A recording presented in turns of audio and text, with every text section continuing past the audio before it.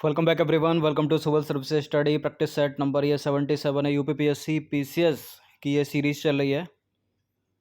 तो चलिए स्टार्ट करते हैं। प्लेलिस्ट इसका बना रखा है, वहाँ पर आप टेस्ट नंबर 1 से लेकर 77 या जो भी नया टेस्ट अपलोड होगा वहाँ तक पहुँच सकते हैं। फुल टेस्ट सीरीज़ पाने के लिए डिस्क्रिप्शन बॉक्स में नंबर है, उस पर कॉल या व्हाट्सअप आप कर सकते हो। तो चलिए स्टार्ट करते हैं। 20 प्रश्न है इसमें, ठीक है। और प्रैक्टिस करेंगे इस पर हम जीएस प्लस करंट अफेयर्स के प्रश्नों पर। चलिए स्टार्ट करते हैं।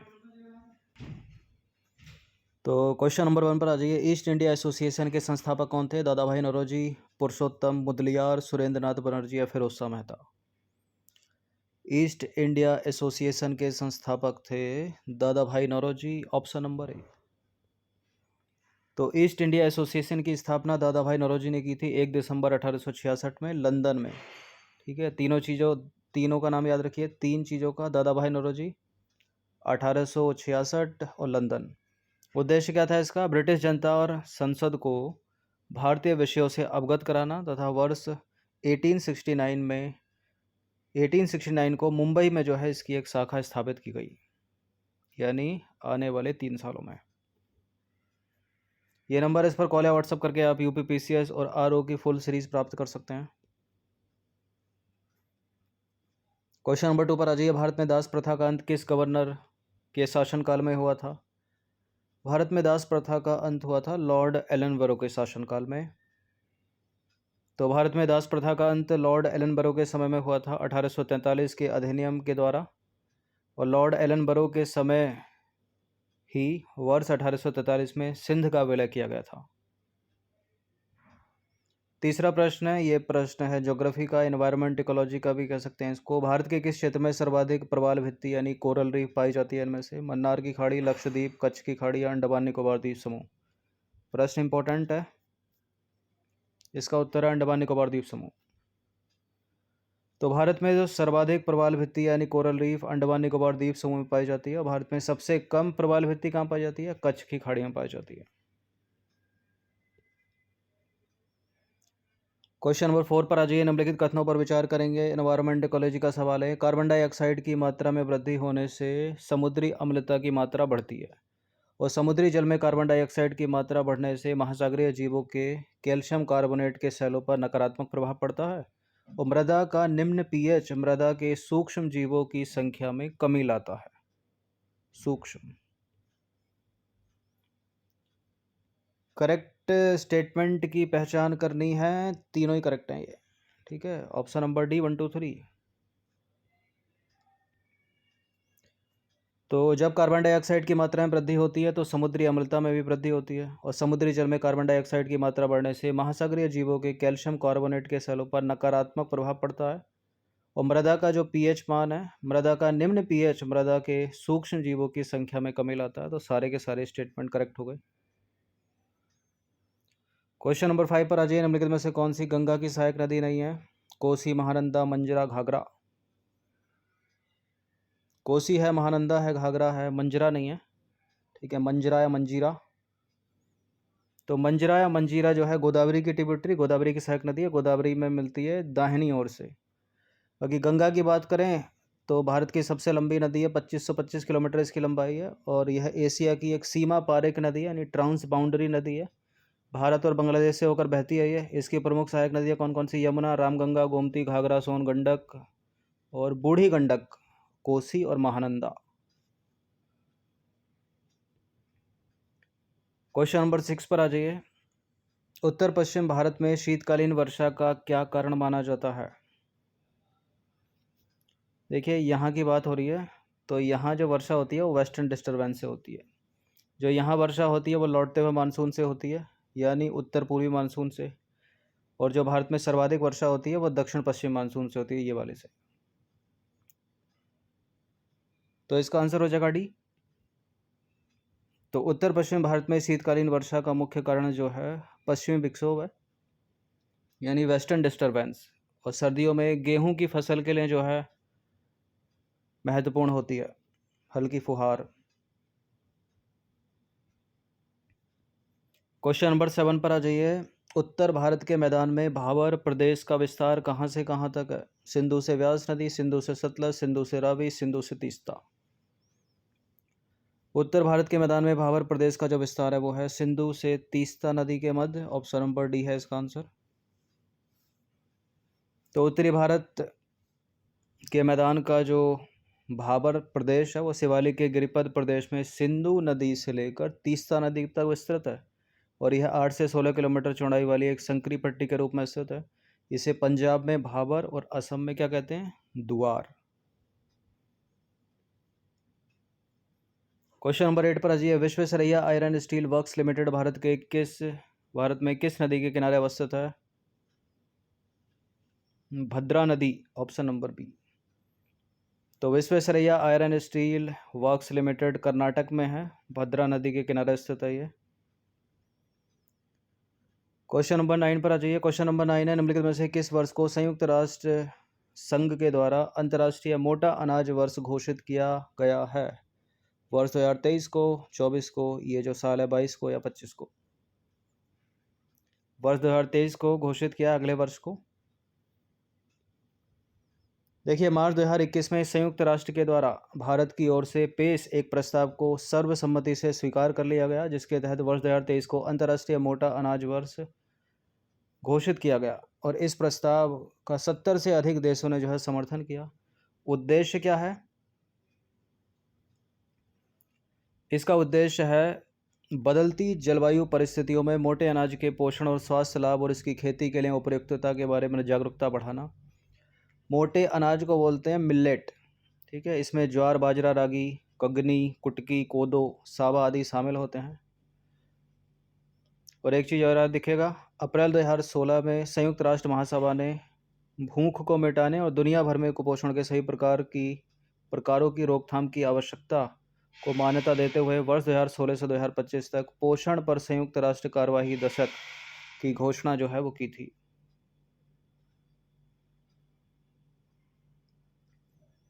दसवां प्रश्न है, पहला यानी प्रथम लता दीनानाथ मंगेशकर पुरस्कार से किसे सम्मानित किया गया है? अजीम प्रेमजी, आशा भोसले, अरुण जेटली या नरेंद्र मोदी, भारत के प्रधानमंत्री? तो प्रथम लता दीनानाथ मंगेशकर पुरस्कार से सम्मानित किया गया है भारत के प्रधानमंत्री को। ऑप्शन नंबर डी है इसका आंसर। पहला ही पुरस्कार है ये जो इनको मिला है। तो हाल ही में प्रधानमंत्री नरेंद्र मोदी को पहला लता दीनानाथ मंगेशकर पुरस्कार प्रदान किया गया और लता दीनानाथ मंगेशकर पुरस्कार महान गायिका लता मंगेशकर की स्मृति और सम्मान में स्थापित किया गया था, जिनका आपको याद हो तो फरवरी 2022 में 92 वर्ष की आयु में निधन हो गया था। क्वेश्चन नंबर 11 पर आ जाइए। निम्नलिखित में से किस देश ने दुनिया की पहली वर्टिकल सिटी बनाने की घोषणा की है? इसका उत्तर है Saudi Arab. Option number B. तो हाल ही में सऊदी अरब ने दुनिया की पहली वर्टिकल सिटी बनाने की घोषणा की है। 170 किलोमीटर लंबे इस शहर का नाम क्या रखा गया है? The line. क्वेश्चन नंबर 12 पर आ जाइए। करंट अफेयर्स का सवाल है, निम्नलिखित में से किस मंत्रालय के द्वारा मिशन वात्सल्य योजना शुरू की गई है? मिशन वात्सल्य योजना है महिला एवं बाल विकास मंत्रालय की। देखिए, वर्ष 2009 में क्या हुआ था? वर्ष 2009 में 9 से पहले जो है महिला एवं बाल विकास मंत्रालय ने सुरक्षा की आवश्यकता वाले बच्चों हेतु 3 योजनाओं को लागू किया था, ठीक है। कौन कौन सी थी वो? देखभाल और संरक्षण की आवश्यकता वाले बच्चों के साथ साथ बच्चों हेतु किशोर न्याय कार्यक्रम था एक। दूसरा था सड़क पर रहने वाले बच्चों हेतु एकीकृत कार्यक्रम। तीसरा था बाल गृह सहायता योजना, ठीक है। अब 2010 में क्या किया? इन तीनों योजनाओं को मर्ज करके एक बना दिया गया और उसका नाम था एकीकृत बाल संरक्षण योजना। फिर 7 वर्षों के बाद क्या किया? 2017 में इसका नाम फिर से बदल दिया गया और कर दिया गया क्या? बाल संरक्षण सेवा योजना। और अब 2021-22 में इसका फिर नाम चेंज किया गया है, मिशन वात्सल्य योजना कर दिया गया है इसको, ठीक है। इसलिए इसका आंसर जो है वो ए सही है। तो ये किसके अंतर्गत है? महिला एवं बाल विकास मंत्रालय के अंतर्गत। अगर एग्जाम में पूछा जाए कि किस मंत्रालय के अंतर्गत है या किस मंत्रालय की पहल है मिशन वात्सल्य योजना, तो महिला और बाल विकास मंत्रालय उसका आंसर होगा। क्वेश्चन नंबर 13 पर आ जाइए। 2 स्टेटमेंट वाला सवाल है, बताने के इनमें से कौन सा करेक्ट है? आर्द्रभूमि यानी वेटलैंड पानी में स्थित मौसमी या स्थायी पारिस्थितिक तंत्र हैं। इनमें मैंग्रोव, दलदल, नदियाँ, झीलें, डेल्टा, बाढ़ के मैदान, बाढ़ के जंगल, चावल के खेत तो शामिल होते हैं, लेकिन प्रवाल भित्तियों को इसमें शामिल नहीं किया जाता। देखिए, पहला करेक्ट है, दूसरा वाला गलत है, प्रवाल भित्तियाँ भी इसमें शामिल होती हैं। तो करेक्ट पूछना है तो पहले ही करेक्ट है, दूसरा हटा दीजिए। तो आर्द्र भूमियाँ जो हैं पानी में स्थित मौसमी या स्थायी पारिस्थितिक तंत्र है। इनमें मैंग्रोव, दलदल, नदियाँ, झीलें, डेल्टा, बाढ़ के मैदान, बाढ़ के जंगल, चावल के खेत और प्रवाल भित्तियाँ भी शामिल होती हैं। और समुद्री क्षेत्र कौन सा? 6 मीटर से कम ऊंचे ज्वार वाला। इसके अलावा मानव निर्मित आर्द्र भूमियाँ भी इसमें शामिल होती हैं, जैसे कि अपशिष्ट जल उपचार तालाब, ठीक है, अपशिष्ट जल उपचार तालाब और जलाशय आदि भी इसमें शामिल होते हैं। तो दूसरा स्टेटमेंट गलत हो जाएगा। ये सवाल करंट अफेयर्स का है। यूएस ओपन टेनिस टूर्नामेंट 2022 का पुरुष एकल का खिताब किसने जीता है? कार्लोस अल्कराज ने जीता है। और हराया किसको है, यानी ये विजेता हो गया और उपविजेता कौन है? कैस्पर रूड को हराकर जीता है। तो स्पेन के हैं ये कार्लोस अल्कराज। इन्होंने कैस्पर रूड को हराकर अमेरिकी ओपन टेनिस टूर्नामेंट एकल का खिताब जीता। और न्यूयॉर्क में 11 सितंबर 2022 को हुए 4 सेटों के मुकाबले में अल्कराज ने कैस्पर रूड को मात दी और अपना ग्रैंड स्लैम, पहला ग्रैंड स्लैम है इनका, अपने नाम किया। क्वेश्चन नंबर 15 पर आ जाइए। ये सवाल है एनवायरनमेंट और इकोलॉजी का। वैसी मृदा जिसमें पोषक तत्व अल्प मात्रा में मौजूद हो रहते हैं उसको बोलते हैं मित पोषणी मृदा, यानी ओलिगोट्रॉफिक सॉइल। और ये मृदा उष्णकटिबंधीय वर्षा वनों के अधिकांश भागों में पाई जाती हैं। वैसी मृदाएं जिसमें पोषक तत्व अल्प मात्रा में मौजूद हैं उसको बोलते हैं क्या? मित पोषणी मृदाएं। बिल्कुल करेक्ट है। और दूसरा वाला भी करेक्ट है, क्योंकि उष्णकटिबंधीय वर्षा वनों में इतनी तेज़ वर्षा होती है, रेनफॉल इतना ज़्यादा है कि वो जो पोषक तत्व होते हैं मिट्टी में उसको बहा देता है। ठीक है, तो करेक्ट है दोनों के दोनों स्टेटमेंट ये। तो वैसी मृदाएं जिसमें पोषक तत्व अल्प मात्रा में मौजूद रहते हैं उसको मित पोषणी मृदा कहा जाता है। ये मृदाएं सामान्यतः पुराने तथा भौगोलिक तौर पर स्थायी क्षेत्रों में विकसित होती हैं। और ये मृदाएं उष्णकटिबंधीय वर्षा वनों के अधिकांश भागों में पाई जाती हैं। गहन अपरदन तथा उच्च अवतालन दर के कारण मृत पोषणी मृदा में पोषक तत्वों को धारण करने की क्षमता जो है वो नहीं होती। ठीक है, क्योंकि रेनफॉल इतना ज़्यादा है कि सब बह जाते हैं वो। अल्प पोषक तत्वों वाली मृदा में विकसित पौधों में कौन कौन से विकसित होते हैं? कवक मूल विकसित होते हैं, इसको बोलते हैं माइकोराइजा। ठीक है, ये क्या करेंगे? ये जो है पोषक तत्वों के तीव्र अवशोषण में मदद करते हैं। नंबर 16 पर आ जाइए। निम्नलिखित में से कौन सा प्राणी ग्रीष्म निष्क्रिय नहीं है? मच्छर, मगरमच्छ, तितली, घोंगा। मच्छर है, मगरमच्छ है, घोंगा है, तितली नहीं है। तितली है शीत निष्क्रिय। देखिए, शीतकाल को सुप्तावस्था में गुजारना शीत निष्क्रियता कहलाता है, जबकि ग्रीष्मकाल को सुप्तावस्था में बिताना ग्रीष्म निष्क्रियता। मच्छर, मगरमच्छ, घोंगा, मक्खी, सैलमेंडर, गिलहरी, मेंढक, दादुर, सांप, ये जो हैं शीत निष्क्रिय प्राणी है। और ग्रीष्म निष्क्रियता की स्थिति, ग्रीष्म निष्क्रिय प्राणी है ये। और ये ग्रीष्म निष्क्रियता की स्थिति में जो है प्राणी ठंडे या छायादार तथा आर्द्र स्थानों पर निवास करते हैं। इसके विपरीत हम देखेंगे भालू को, तितली जो हमारा आंसर था, गिलहरी, कृंतक, ये शीत निष्क्रियता दर्शाते हैं। साथ ही चमगादड़ भी शीत निष्क्रियता दर्शाता है। कीटहारी और हेज हॉग, ये सब शीत निष्क्रिय प्राणी हैं। और शीत निष्क्रियता एक लंबा समय है जो पूरी सर्दी की अवधि है। शीत रक्त प्राणी और गर्म रक्त प्राणी दोनों ही शीत निष्क्रियता जो है दर्शाते हैं। तो ये अलग अलग करने के लिए एग्जाम में पूछ लिया जाता है, कौन शीत निष्क्रिय, कौन ग्रीष्म निष्क्रिय। भालू एक एग्जाम्पल है, यूपीएससी पीछे पड़ी हुई है भालू के। ठीक है, पिछले 10 वर्षों में 2 बार सवाल बनाए भालू से। ठीक है, शीत निष्क्रियता को लेकर। क्वेश्चन नंबर 17 पर आ जाए। निम्नलिखित में से कौन सा प्राणी ठोस मूत्र का उत्सर्जन करता है और यह आजीवन बिना पानी पिए भी जीवित रह सकता है? इस प्रश्न को यूपीपीएससी पूछ चुकी है अभी 2 साल पहले। इसका उत्तर है कंगारू चूहा, कंगारू रैट। तो देखिए, कंगारू चूहा जो है मरुस्थलीय अनुकूलित प्राणी है जो ठोस मूत्र उत्सर्जित करके जो है पानी को संरक्षित करता है। इसके अंतर्गत यह आजीवन बिना पानी पिए भी जीवित रह सकता है। ठीक है, बाकी ऊँट को मरुस्थल का जहाज कहा जाता है। यह जल का अल्प खर्च करता है और शरीर के तापमान में उतार चढ़ाव को निष्प्रभावित तथा अत्यधिक ताप प्रतिबल के समय में रुधिर को जो है आर्द्र करने में सक्षम होता है ऊँट। नंबर 17 पर आ जाइए। जर्मन वैज्ञानिक अर्नस्ट हैकेल ने कब पारिस्थितिक शब्द को प्रतिपादित किया था?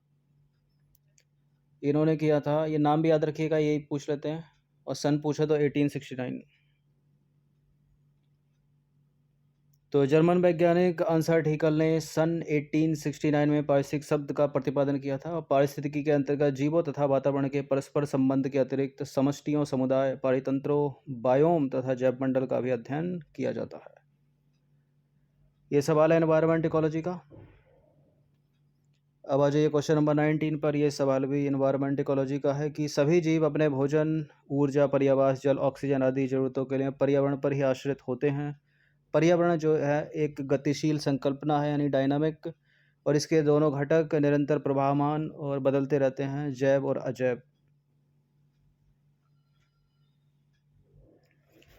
पर्यावरण गतिशील है, स्टैटिक है?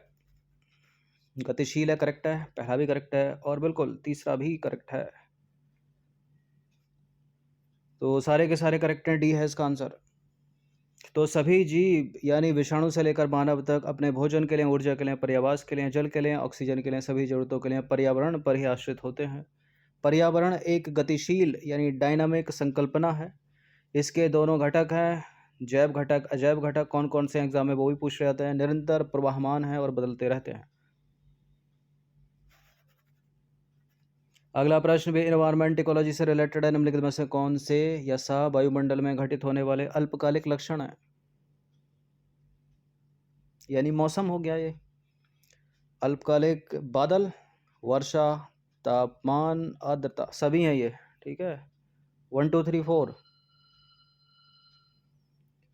तो देखिए, किसी निश्चित स्थान और समय में वायुमंडल में घटित होने वाले अल्पकालिक लक्षणों को मौसम से संबद्ध किया जाता है। ठीक है, मौसम से संबद्ध किया जाता है, जलवायु से नहीं। इन चीज़ को याद रखिएगा। कौन कौन से है वो? तापमान, दाब, आर्द्रता, वर्षा, सूर्य प्रकाश, बादल तथा वायु। और जलवायु का तात्पर्य क्या है? किसी क्षेत्र के औसत मौसम से है, जिसमें वायुमंडलीय स्थिति की सामान्य अवस्थाएं, ऋतु परिवर्तन और लंबे समय की चरम मौसमी स्थिति सम्मिलित होती है। एक लंबे अंतराल तथा ऋतुओं या वर्षों के आधार पर जो है जलवायु का आकलन किया जाता है, जबकि मौसम में जो है घंटा, दिन या साप्ताहिक परिवर्तन होता है। अगर अंतर पूछ ले तो इस अंतर से आप बता सकते हो। तो इन सभी टेस्ट की आप प्रैक्टिस करते रहिएगा हर दिन। ठीक है, पीडीएफ भी आप प्राप्त कर सकते हो। डिस्क्रिप्शन बॉक्स में नंबर है, उस पर कॉल या व्हाट्सअप करके पीडीएफ मिलेगा आपको पेड टेलीग्राम ग्रुप में भी। धन्यवाद।